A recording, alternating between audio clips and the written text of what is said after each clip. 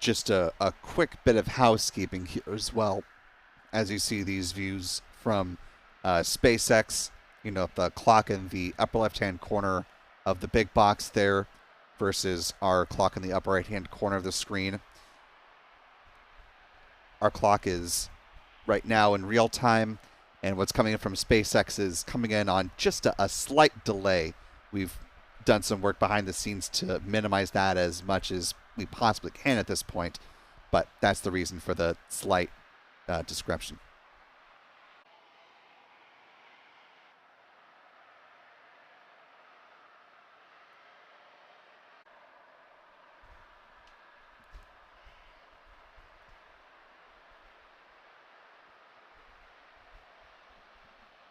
Time now T-minus 38 minutes, 41 seconds and counting. We're less than 3 minutes away from the start of booster LOX load beginning. We are starting to see a frost line form there on the super heavy booster as the fueling has been underway for the last couple of minutes. Look at our live chat. Want to thank the more than 10,000 of you who are watching along with us live this Tuesday evening now. If you haven't already, you could do us a big favor just by clicking that like button and sharing the stream, allowing some more folks to find their way into this live launch coverage. Also want to thank Christopher Lemke for a $5 super chat. Thank you, Chris. And thanks to one of our channel members and moderators, Jeff Hansen, for a $10 super chat. Jeff says, go Starbase, go SpaceX, go Starship 10, Godspeed, Ship 37, and Booster 16.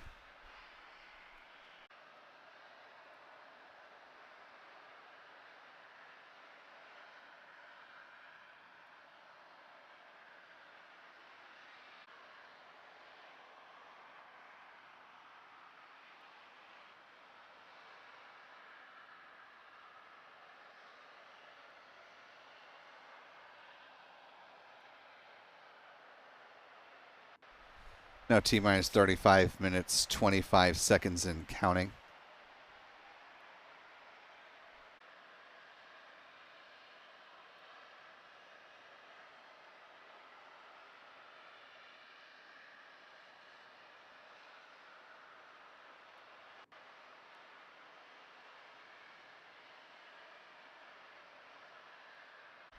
Time now T-minus 33 minutes, 40 seconds and counting.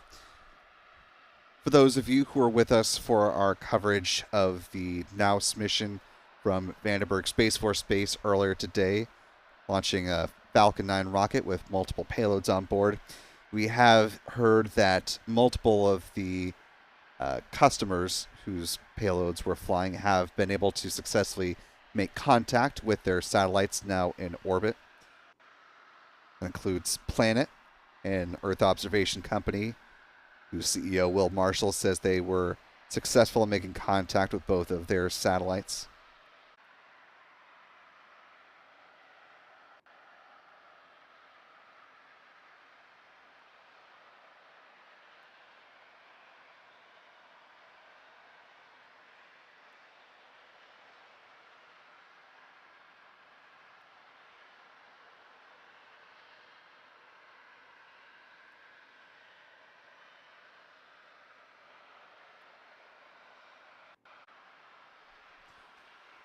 Time now T-minus 28 minutes, 51 seconds and counting. We're just about 10 minutes away, a little less than 10 minutes from the next milestone on the route to Flight 10. And that is the chill down of the Raptor engines on both the Super Heavy booster as well as the ship upper stage. You can see just by looking at the rocket that tanking is moving along quite well, with the frost line starting to build up on the LOX and liquid methane tanks for both stages of this two-stage rocket. Also want to thank a few folks in the live chat. Thanks to channel member Chuck Close for a very generous $25 super chat. Thank you, Chuck. Good to see you this evening. And thanks to Grok's Therapist. It's a great handle. Also with a very generous $20 super chat. Grok's Therapist says, thanks for all you guys do. You're an amazing channel. Well, that's very kind of you to say. We really appreciate those words. The bulk of the development of Starship is happening in South Texas, in Brownsville, Texas. We have a town called Starbase there. The first really ever orbital commercial spaceport is there.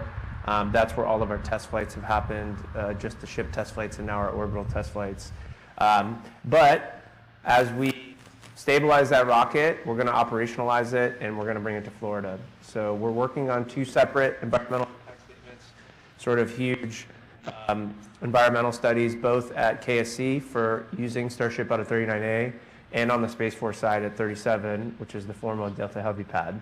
So we've gone through a very lengthy process. It's actually been, there's some thought like we're just kind of rushing into the Starship in Florida thing, but we've actually been working on this problem for maybe 6 or 7 years now. And I see Janet's in the room here. We stopped and started and stopped and started, and through our partnership with both NASA and the Space Force, we cut no corners. We're doing the long environmental studies, and we're making sure that when we bring this rocket here, we're ready in a way that is helpful to the community and to the other operators. There is some fear. Oh my God, Starship is going to shut down everything else that's happening at the Cape. That's not true.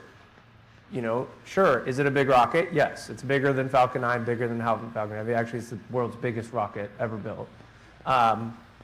But we've done a lot of work to basically figure out how we shrink the impact.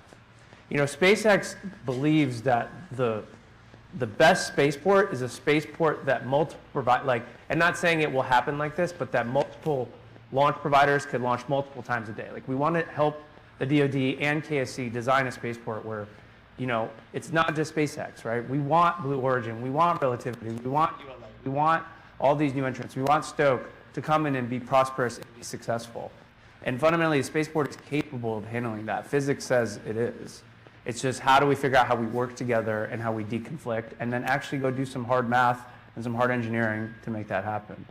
I think we've got a really good plan. I think we've got a really good plan working with our partners, and it's going to be very, very exciting to watch the first launch of Starship from Florida.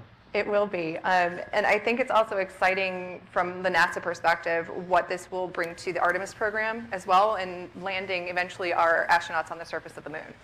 Yeah, HLS is a huge, the human landing system, right, is a huge priority of ours.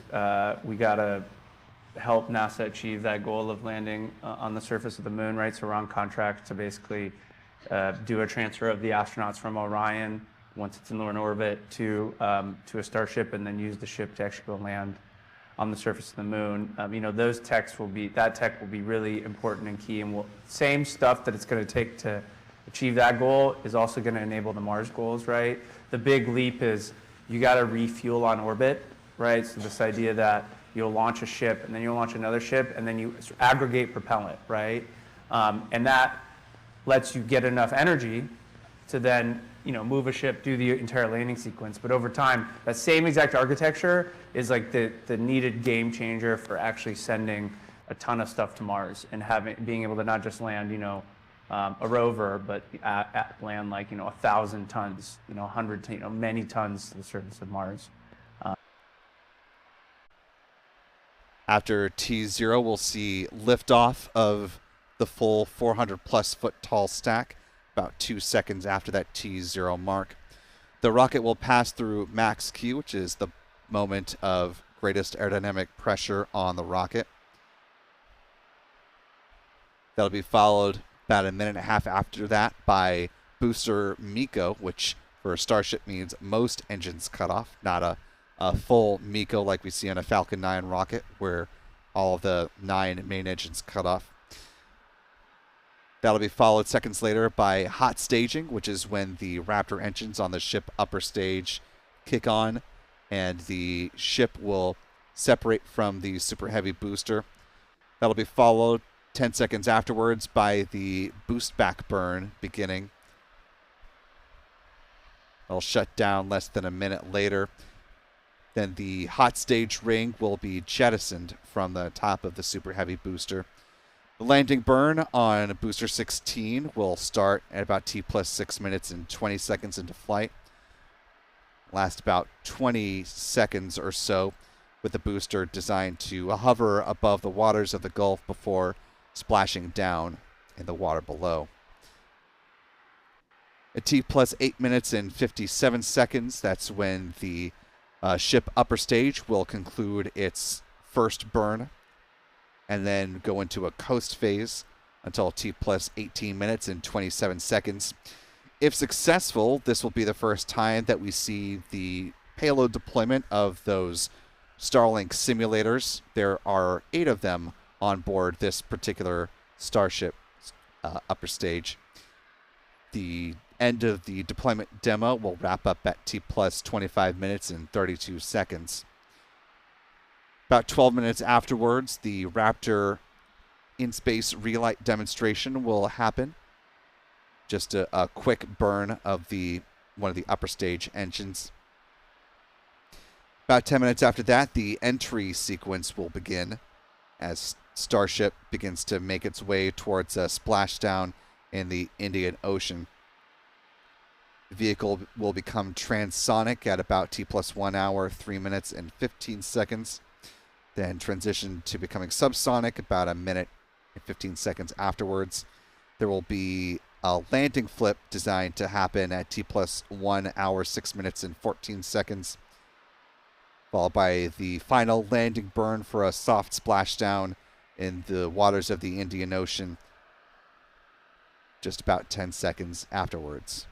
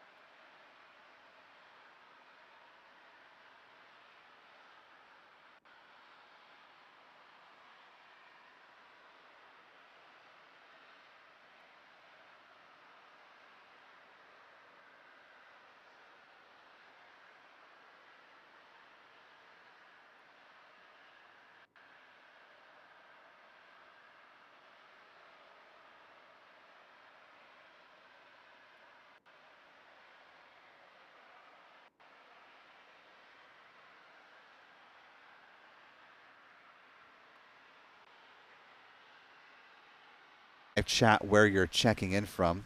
I know we have plenty of folks that are down there in South Texas to see this launch for yourselves in person. Got Larry Lenhart checking in from Texas City. Koopa Troopa joining us from Houston. Renee in Tennessee. Obi-Wan in Glendale, Arizona. Got Nova Scotia in the house as well from Atlantic Photo Supply. Want to take a look visually at the flight profile that we were just talking about in more written text. You can see this now in motion. As mentioned, stage separation will be followed by the boost back burn and the jettison of the hot stage ring. And there will be hovering. There's a landing burn experiment. You can see the deployment of those simulator Starlink satellites, the engine relight that are on tap during the coast phase, and then the re-entry in the Indian Ocean to the northeast of Australia.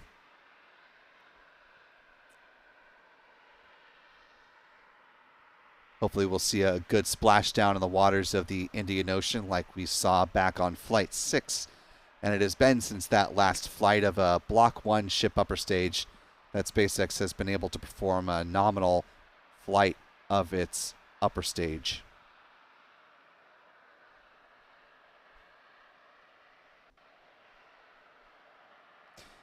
Update from SpaceX weather, now green for weather, which is certainly a good improvement on what we saw earlier today and even just yesterday. You can see the current fuel levels on the ship upper stage and the Super Heavy booster. Weather green, range green, vehicle is healthy. Fueling expected to begin again on ship propellant at about T-minus 3 minutes and 20 seconds. Booster prop load will conclude at T-minus 2 minutes and 50 seconds. Great. Yeah, I heard your question. I guess I wasn't coming through, but just wanted to say the mood here is, I think it was one of anticipation. Everything is looking really good for a launch at 6:30 p.m. Central Time, 7:30 p.m. Eastern. The weather has really cleared out nicely. Lots of blue sky, very few clouds overhead in the sky. In fact, along the flight path, I don't see any clouds. So we may have really good visibility for a while of Super Heavy and Starship as they ascend into the sky, and then hopefully staging and the booster making its return out to the Gulf. So we hope to have great visibility, no haze, no fog to speak of. I've been here for a few launches, and this is, I think, some of the best weather that we've had for a Starship launch that I can recall, the ones I've been to at least. I missed a few. So really excited, and I think everyone is starting to get into position. I just finished setting up my camera and checking the settings, so everything looking good here. Yeah, we'll look forward to seeing the photos that you're able to capture, and we'll check back with you on the other side of liftoff. Stephen Clark with Ars Technica. Want to go to some video here from SpaceX showing an animation of what the future of Slick 37 will eventually look like, with a pair of Starship pads that are in the plans for SpaceX operations for Starship here in the Sunshine State. There's a look at the planned version of the Gigabay facility that will be erected near the Hangar X site, just down the road from where we are at the press site here at the Kennedy Space Center. Here's a look at some video from Launch Complex 39A. You can see the Starship tower there adjacent to the water tower, and the Falcon pad that is quite busy and actually getting ready to launch a batch of Starlink satellites in a couple of days.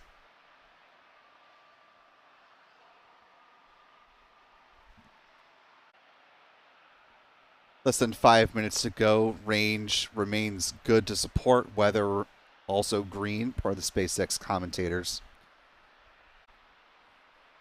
No, you're fine. I certainly missed things. Yeah, all good. Teamwork.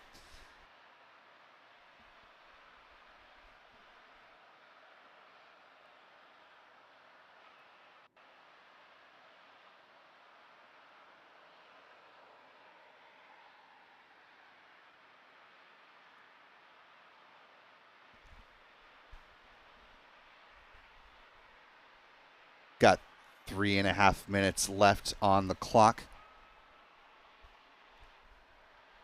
At this point, the ship loading should be complete. Waiting for confirmation of that. Also, Super Heavy booster load should wrap up in just about 15 seconds from now.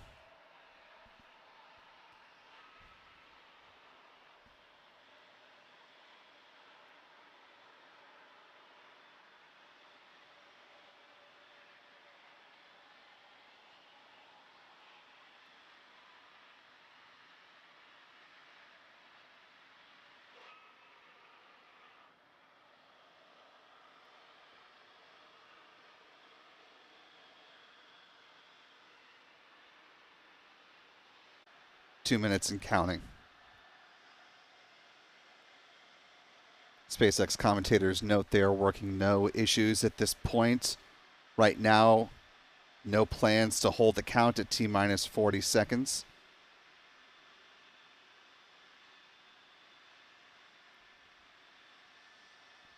If something comes up in the next minute, they do have the option to hold at T-minus 40 seconds if needed, or if there's something that comes up between 40 seconds and 10 seconds before the deluge activates, they can recycle to T-minus 40 seconds as well. A good view of those 33 Raptor engines. Might get a little thrust vector control or TVC wiggle. Nope, moving right along. Good view out at Starbase.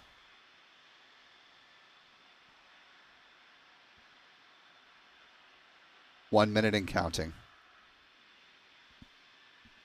You can see Hawthorne on the right, the former headquarters of SpaceX, coming up on that 40-second gateway.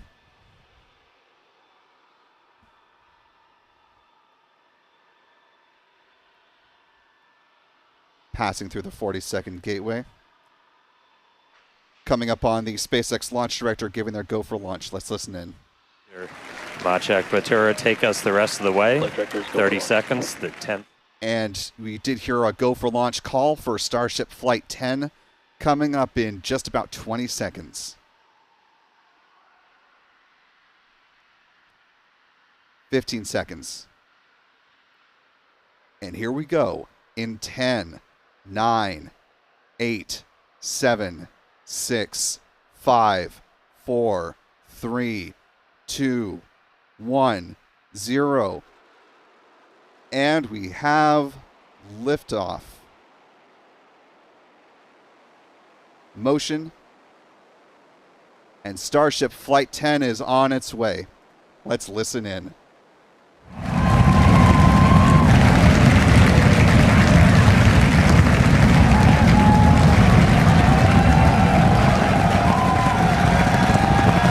Booster chamber pressure nominal.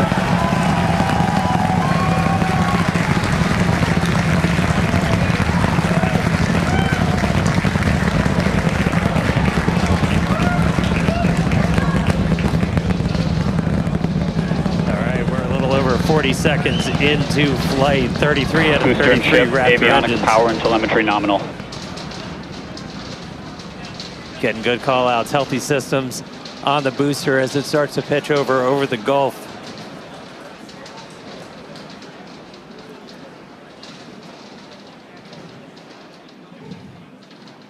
All right, we're a little over 1 minute into flight, about to pass through max Q. Max Q.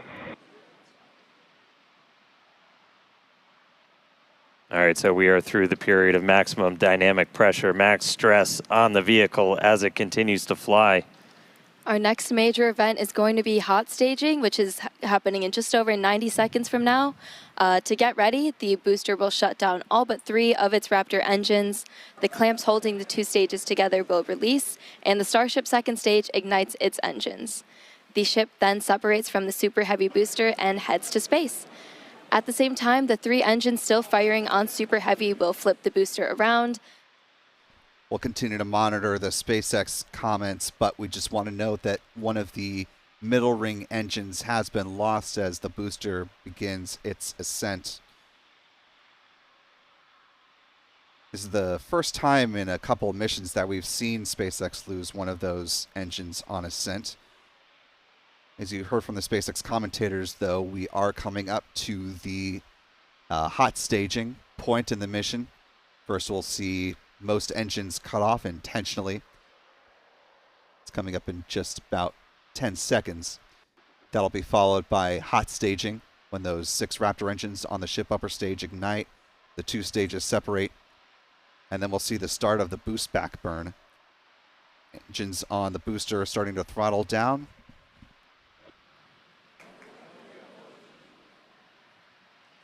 Ship ignition. Boost back burn startup. Stage separation.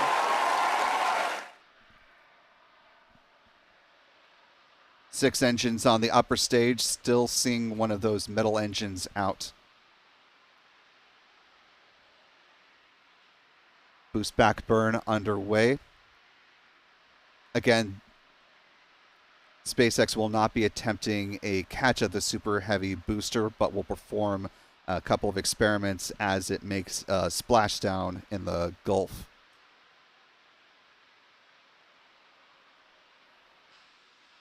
Ship chamber pressure nominal.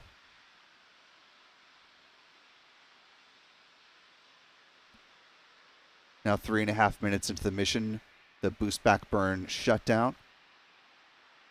It's where we are on the timeline of things.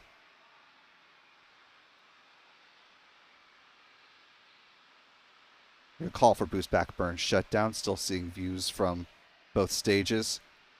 Should see the hot ring jettison now in just a moment.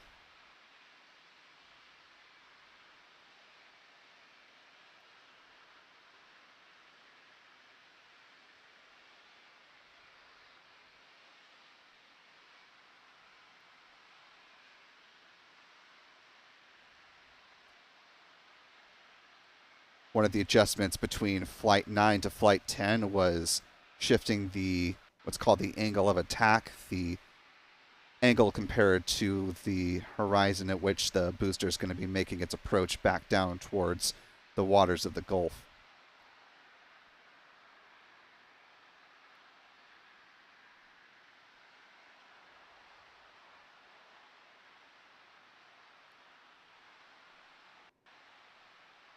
There you see the hot staging ring has been jettisoned. Didn't hear a call for it, but you can see it flying separately from the booster.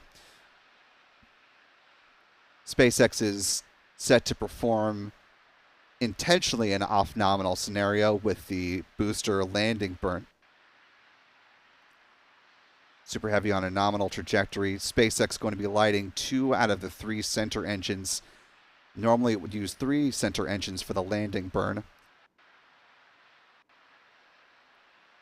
The landing burn will use 13 engines to begin with, but once it gets down, normally to the center 3 engines, SpaceX this time around will use just 2 out of those 3, in addition to one of the middle ring engines, to test for a future off-nominal scenario. If it happens that one of the center engines gets knocked out, that a middle ring engine can compensate for a safe touchdown on a future flight. Coming upon the 6-minute mark, the landing burn set to start at about T plus 6 minutes and 20 seconds. Seeing the glow of the aft section as the booster comes back through. About 10 seconds to the start of the landing burn. Let's listen in.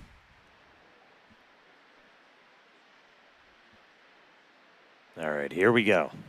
Landing burn startup. Looks like we got 12 of those 13. Down to 3, including one of the middle ring.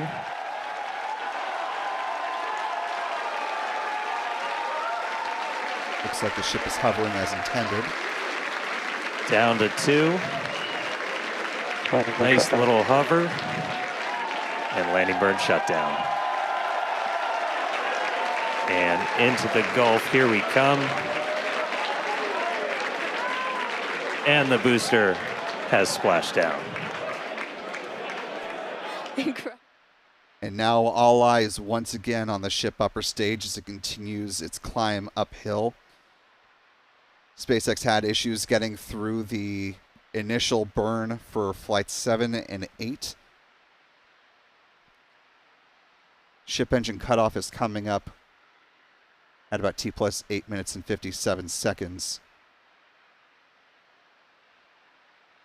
Ship 9 was able to perform a full ascent burn using the upper stage engines. So far, Ship 37 on pace to repeat that accomplishment. We'll see where things go from there.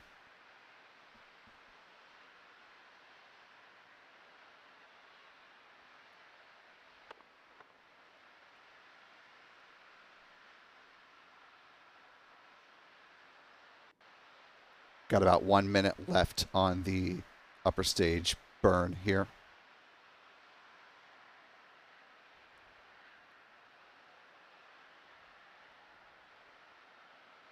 So far looks like a relatively stable flight of the ship upper stage. Less than a minute to go before the engines shut down.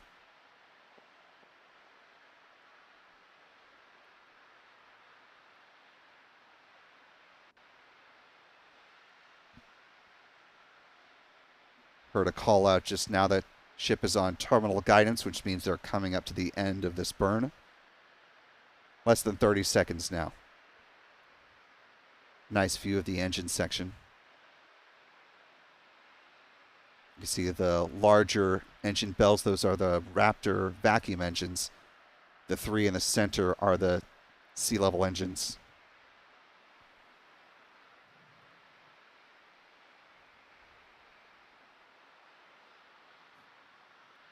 Ship engine cutoff.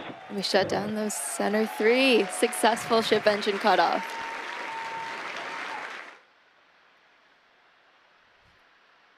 And Ship 37 making it through what appeared to be a nominal shutdown. Good call for nominal orbit good orbit insertion was the call.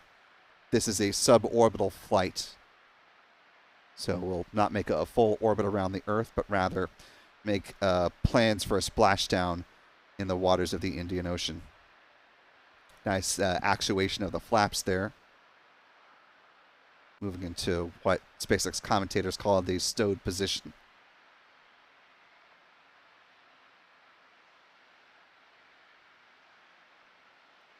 Coming up on 10 minutes into flight. Nice view of one of the aft flaps there.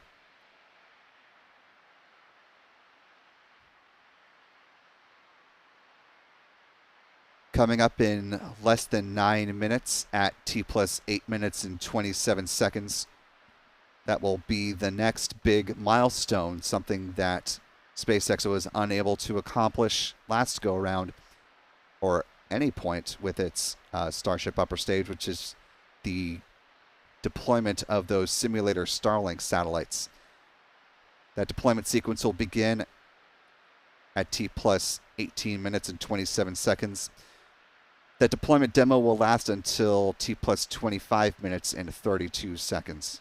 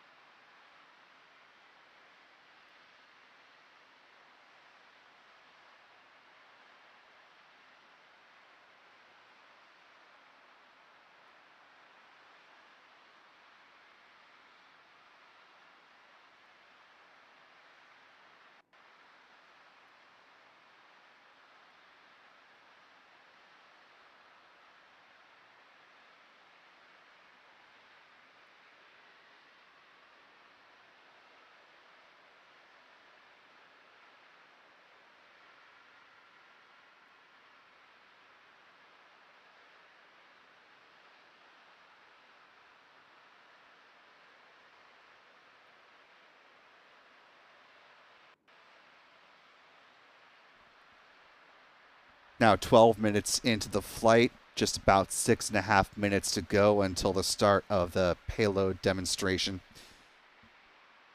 Want to bring in Ars Technica space reporter Stephen Clark, who was there at Starbase and got to see the ascent and the booster splashdown with his own eyes and hear it with his own ears. Stephen, bring us into the moment. What was it like at liftoff, and what are your thoughts on the mission so far? Yeah, well, another spectacular Starship launch down here in South Texas. My impression so far is everything appears to have gone perfectly, other than I think I have not seen the video replay, but I heard in SpaceX's stream that they may have lost a Raptor engine on the booster. But by all accounts, the booster made a good splashdown out in the Gulf, hitting the marks right as SpaceX expected to. And I think even more importantly for the goals of this flight, we got through a full burn of all 6 Raptor engines on the ship, and it reached the expected velocity right on the money. I just went back and compared the injection velocity from this launch compared to the last launch, which also reached a nominal insertion despite the fuel leak. And the difference was 1 kilometer per hour according to SpaceX's telemetry stream. So I think that is an indication that everything has gone very well. We're looking inside the payload bay of Starship now, where we see the Starlink simulators stacked, ready for their deployment tests in a few minutes. Don't see any signs of any flakes of ice or methane in there. So like we saw in the last flight, so that's a great sign as well. Can't wait to see the deployment of these Starlink simulators. Yeah, I was just about to call attention to that if you hadn't already. Yeah, it was good to see those Starlink simulators for just a brief moment there, and to not see any of the flakes of what, based off of the SpaceX post-flight analysis and the description of what happened during Flight 9, some liquid methane in the nose cone section. So certainly, and here's that view inside the COPVs are those black cylinders on the left-hand side of the camera as well.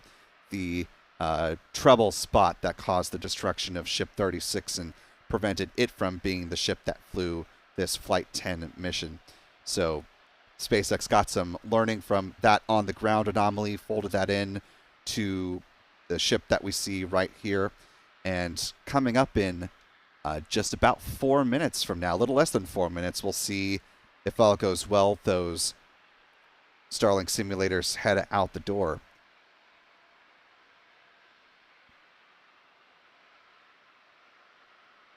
At some point in the future, when SpaceX is flying the version 3 edition of its Starship, we'll see production Starlink satellites that will be stacked high inside this nose cone that will be deployed as we've seen in the animation.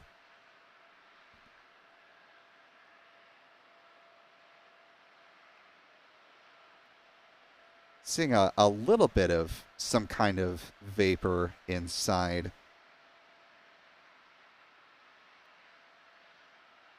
SpaceX commentator Dan Hout saying this is some residual gas.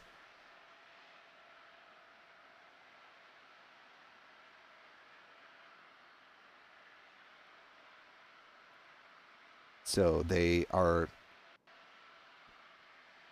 don't sound terribly concerned with this little wispy gas that we're seeing here. So presumably this won't be a showstopper to the payload deployment coming up here in just about 2.5 minutes.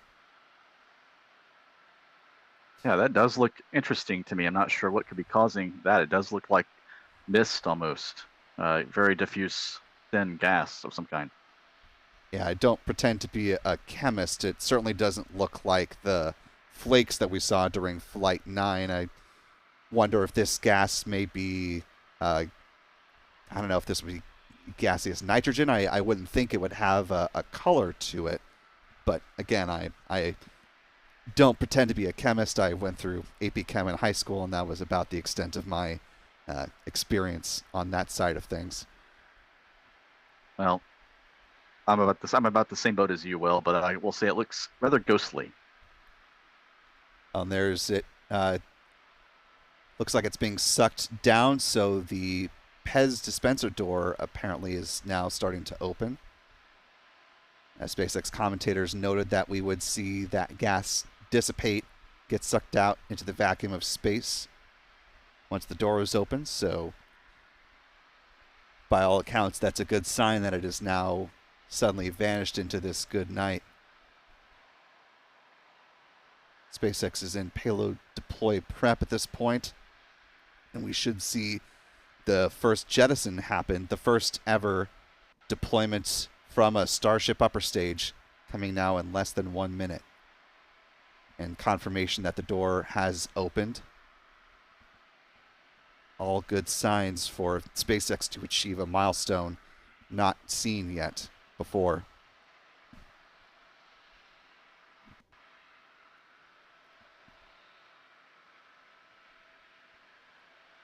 With less than 30 seconds to go, let's go ahead and listen in for the callouts for this first ever deployment from a Starship upper stage.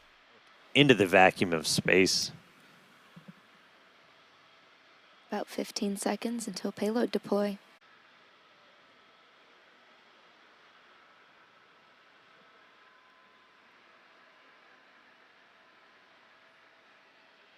Ship has transitioned to payload deploy.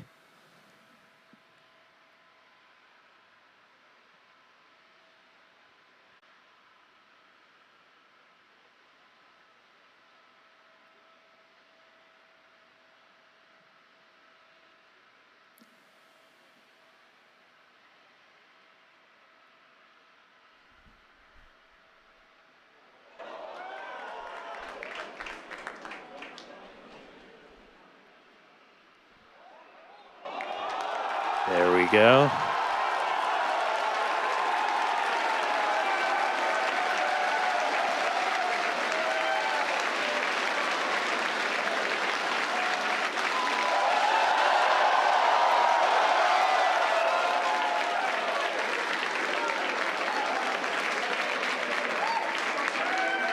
Pew pew.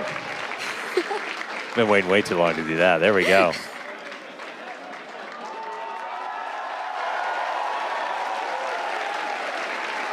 There goes another one.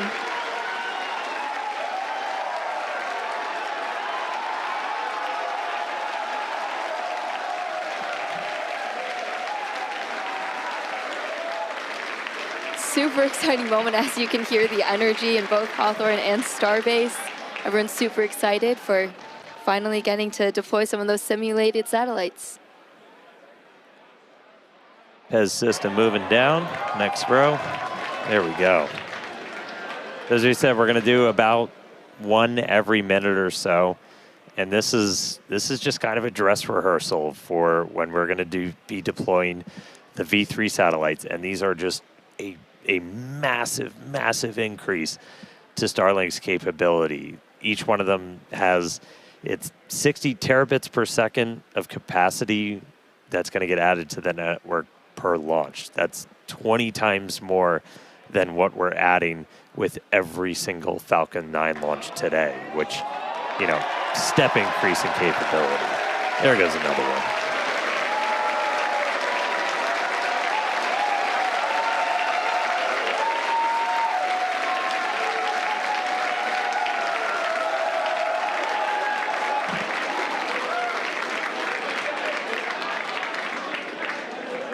All right, so as we said, we've got 8 total that we're going to go through today. It's about a minute for each one, but looking good on payload deploy.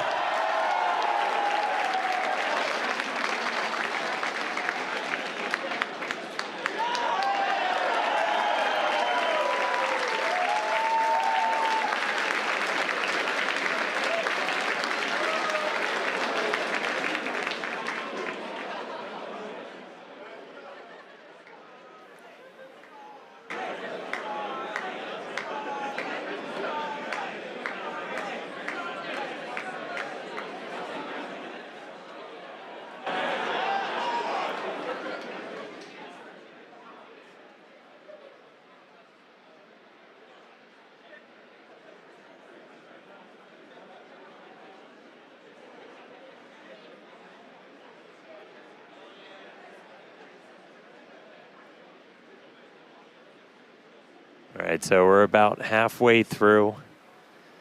When we actually start launching the V3 Starlinks on Starship, we're going to be flying about 60 each time. So it'll be about an hour to get through a full stack. But again, it's just going to be a massive increase in the amount of bandwidth. It's going to enable, you know, gigabit upload download for people with Starlink, you know, anywhere on the planet. And for us, Starlink is just a tremendous part of just the Starship flight test program.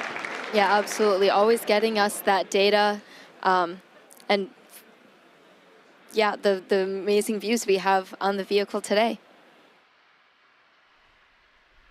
So we're now just a little more than 23 minutes into the mission, as you heard, about halfway through this deployment sequence. Bringing back in Stephen Clark, space reporter with Ars Technica. Stephen, seeing something that we have never seen on a Starship vehicle before, a deployment of an actual payload.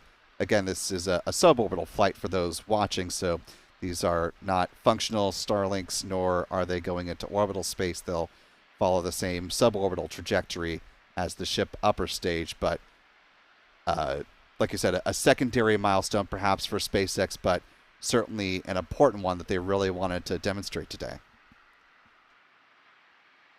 Yes, that's the first time we're seeing this, so we're all learning here as we go, because none of us really, outside of SpaceX engineers, knew exactly how this would work. We've seen the artists' illustrations, the animations, kind of had a general sense of it, but we're seeing the actual, you know, hardware in motion as it deploys each one of these simulators and then adjusts down to realign for the Pez door, and then puts another one out into space. This is all happening at night. This is an orbital, suborbital night pass.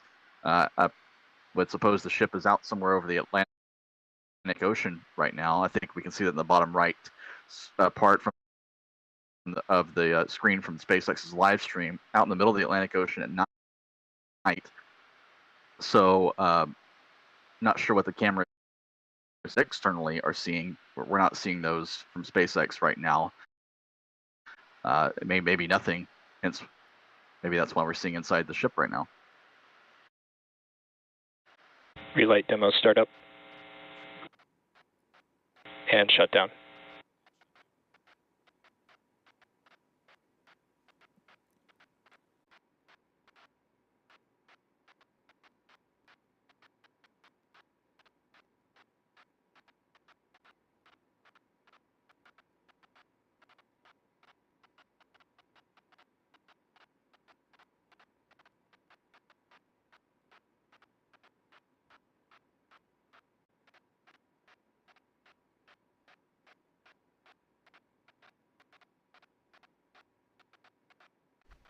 As you can see from the telemetry data on the bottom of the big box, you can see the altitude is starting to drop on the ship as it gets closer to making its atmospheric re-entry.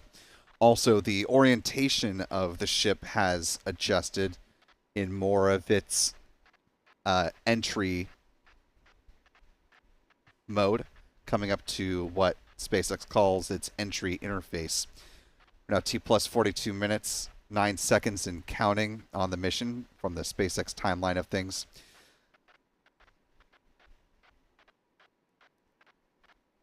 Full-on entry is expected around T plus 47 minutes and 29 seconds. Now drop down to about 115 kilometers in altitude and continuing its descent. SpaceX is targeting a nominal splashdown in the waters of the Indian Ocean to the northeast of Australia.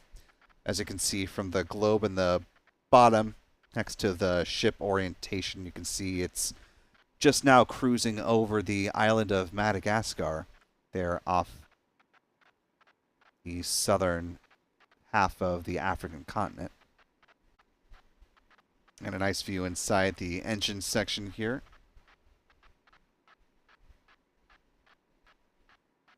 Saw a good view of that Raptor burn with the E3 in the middle there, engine 3. Starting to get some peaks of an orbital sunrise there just off the edge of this aft flap camera view. Oh, it looks like some peeling on that aft flap as well.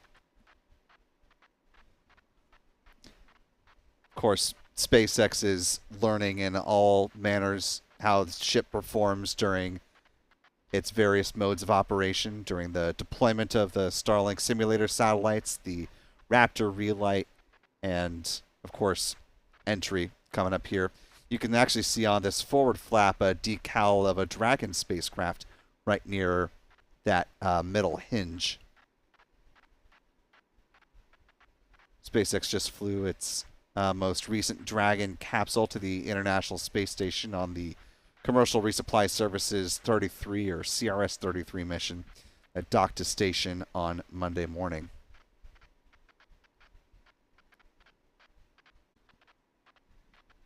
Now T plus 45 minutes, 13 seconds and counting.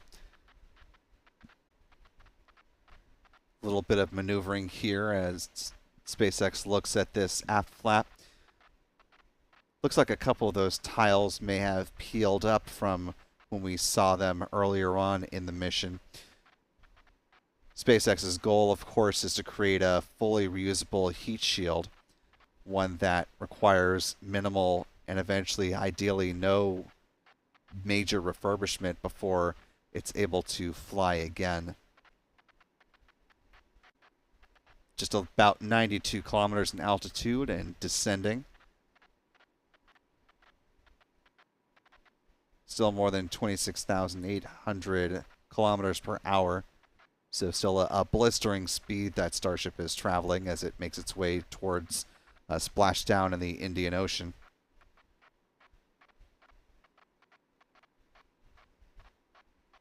Oh, and it saw quite a bit of liberation there.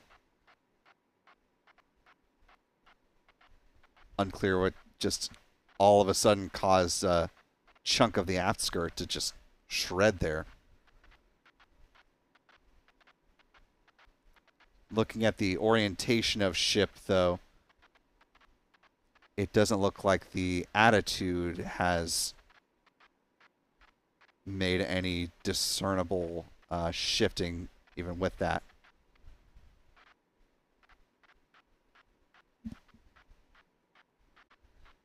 SpaceX commentators noting that the goal of these test flights are to fly Starship in the most stressful environment that it can to find the outer limits of what it can tolerate. You can see some pieces still being liberated away from that flap there. I believe this is a camera on the forward flap looking back at one of the aft flaps is the orientation that we're seeing here.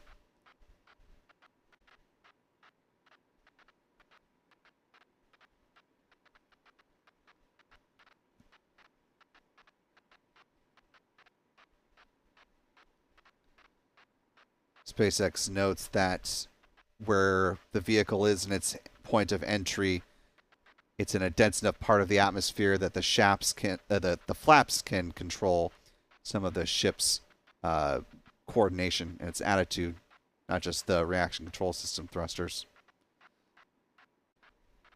Nearly 50 minutes into the mission at this point. Vehicle should be transonic at about T plus 1 hour, 3 minutes, and 15 seconds. Continue to see chunks that are liberating from that flap section.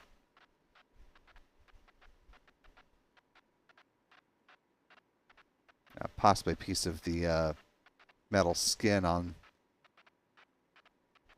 the other side.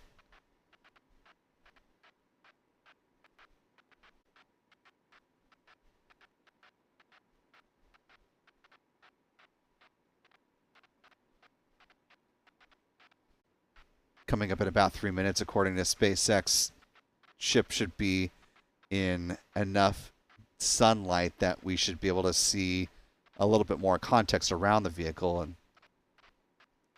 yeah, that's the aft flap that we were seeing some of the liberation from, and you can see more decisively what was being liberated.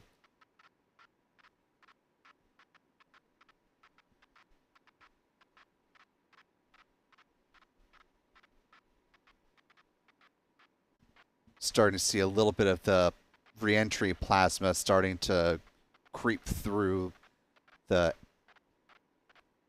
furthest close to the engine section side of the aft flap.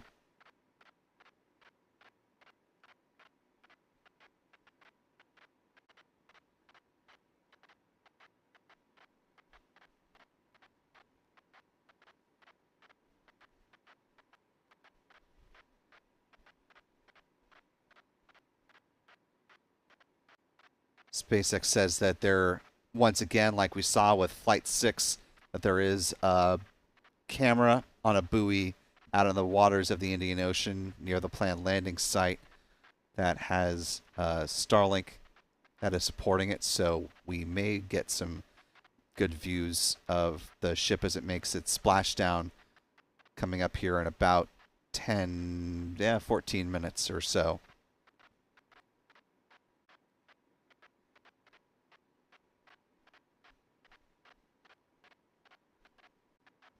See a little bit of the sunrise there just on the other side of the aft flap here, continuing to make its way down towards the Indian Ocean, 67 kilometers and descending.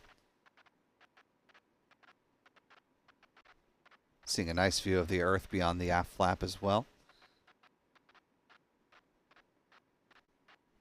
All of this learning today is very key for SpaceX since they have been unable to perform re-entry this controlled since Flight 6, the last time that they flew a Block 1 variant of the ship upper stage. And this is the first time, not only this year, but with a Block 2 variant of ship that they've been able to get this far. Now 55 minutes into flight.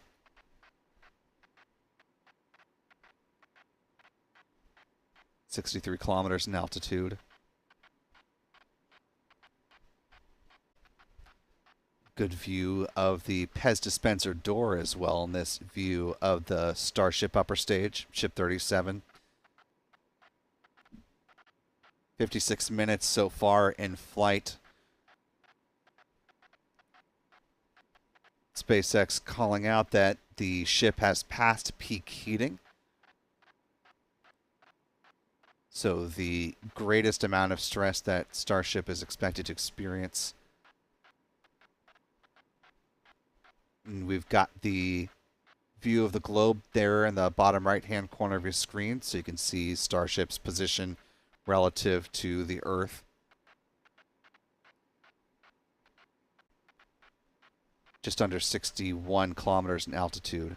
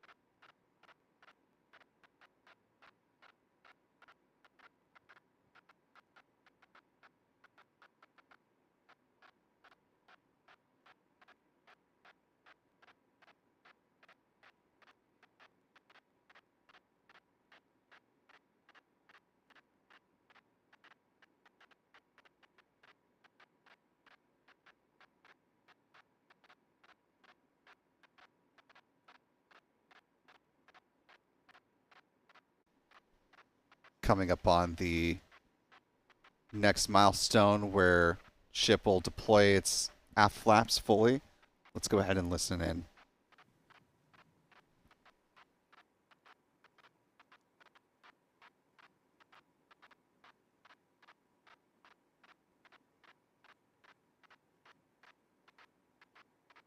All right.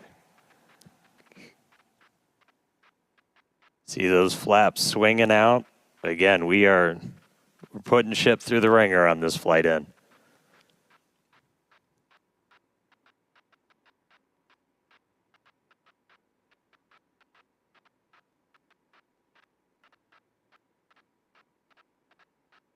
It's like we're still maintaining control.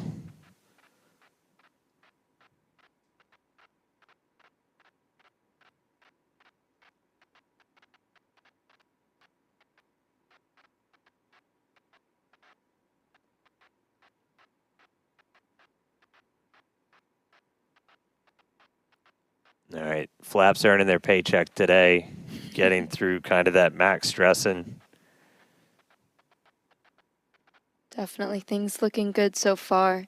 We're about 2 minutes out now from Starship becoming transonic. One cool thing to note as we get some of those views showing kind of the whole length of the ship, one of the changes we made after Flight 6 was to change the tile line a little bit. So we had kind of scaled back the number of tiles significantly, as when we go to catch these ships, you don't want to, I think as Elon said, you don't want to shuck the ship as you catch it and knock all those tiles off. So we knew we were going to have to kind of peel back that layer a little bit. And the first time we did it was on Flight 6, and we saw kind of wrinkling and dimples almost in the ship as we were creating these hot spots in the uneven parts of the heat shield.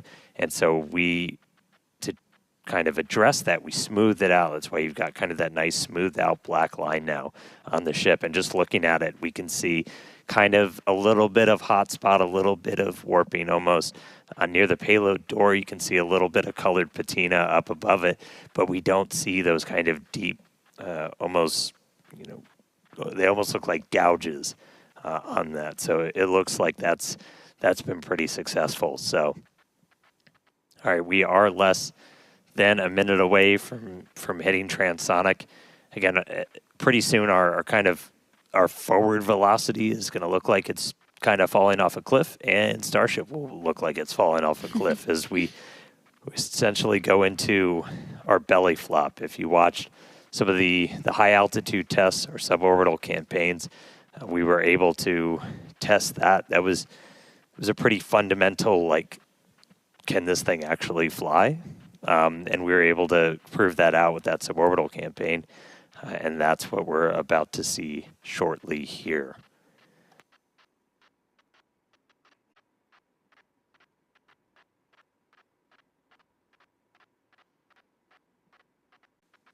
All right, so at this point, we've dropped below the speed of sound, so Starship itself is subsonic.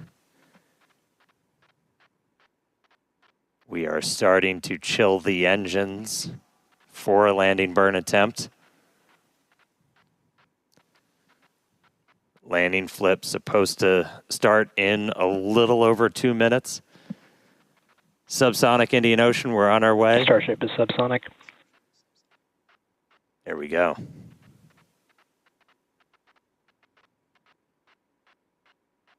Farewell, space.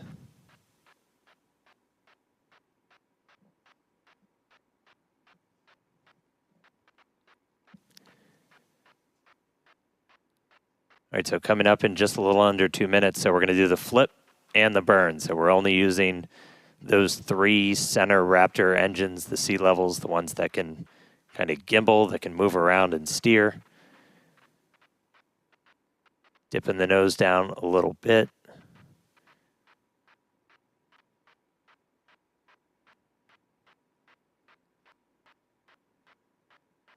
Got 2 of our engines chilled in, waiting on 1 more. So again, we'll attempt to use 3 burns for that initial flip. We eventually go down to just 2 Raptors for the end of the landing burn.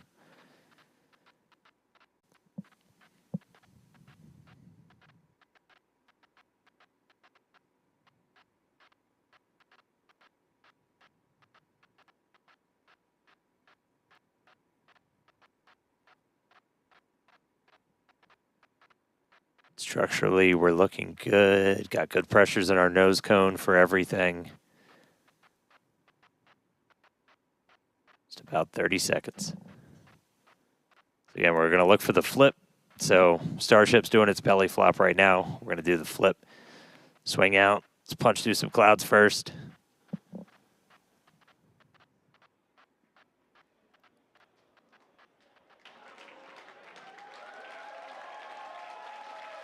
Here we go. Starship landing burn startup.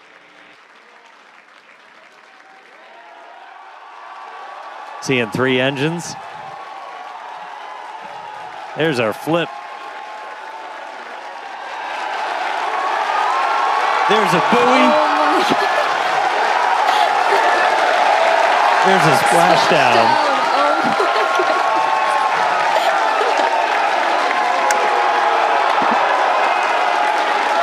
Hey.